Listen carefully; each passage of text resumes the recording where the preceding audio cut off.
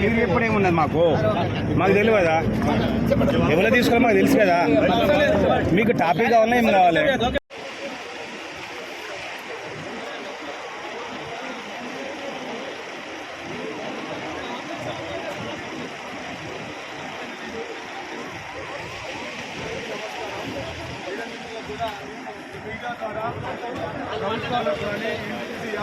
కానీ ఒకటే చెప్పదలుచుకున్నాం.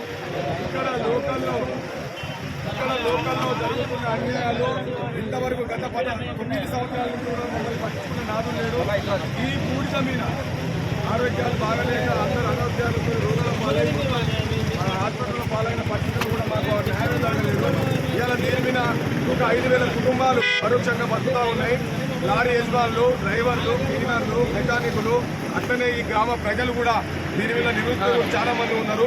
మేము ఒకటే చెప్పదలుచుకున్నాం, మా బూడిద తీసుకుపోయే బూడిద మీద ఫస్ట్ మాకు కావాల్సింది, మాకు బూడిద ఎవరికి టెండర్ వేయకుండా బూడిద కంపల్సరీ మాకు సొసైటీకి ఇక్కడనే అప్పచెప్పాలనేది మా మెయిన్ డిమాండ్. అట్లనే స్థానికంగా ఇక్కడ లారీ యజమానులు గత 10 సంవత్సరాలు కాదు 20 ఏళ్ల నుంచి ఇక్కడ లారీ యజమానులు నడుపుతూ ఉన్నారు.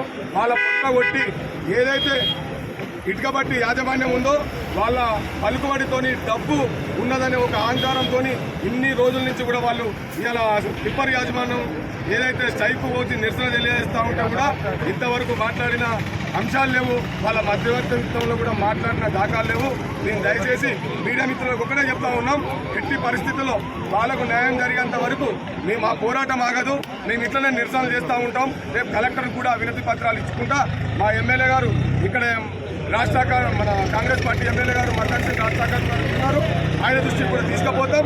దీన్ని ప్రతిష్టంగా ఇంకా గట్టిగా మేము ప్రయత్నం చేసి మా హక్కును సాధించుకునేంత వరకు కూడా మేము ప్రయత్నం చేస్తూ ఉన్నాం. మేము విజ్ఞప్తి చెప్తా ఉన్నాం. ఇట్లనే ఈ మొండి వైఖరి కొనసాగితే మేమందరం కూడా భార్య పిల్లలతోని మొత్తం లారీ యజమానులము ఊరోళ్ళం కూడా అందరం రోడ్డు మీదకి వచ్చి కూకునే పరిస్థితి వస్తుంది. 100% మాది అయ్యేంత వరకు కూడా మేము ప్రయత్నం చేస్తామని విజ్ఞప్తి చేస్తాం.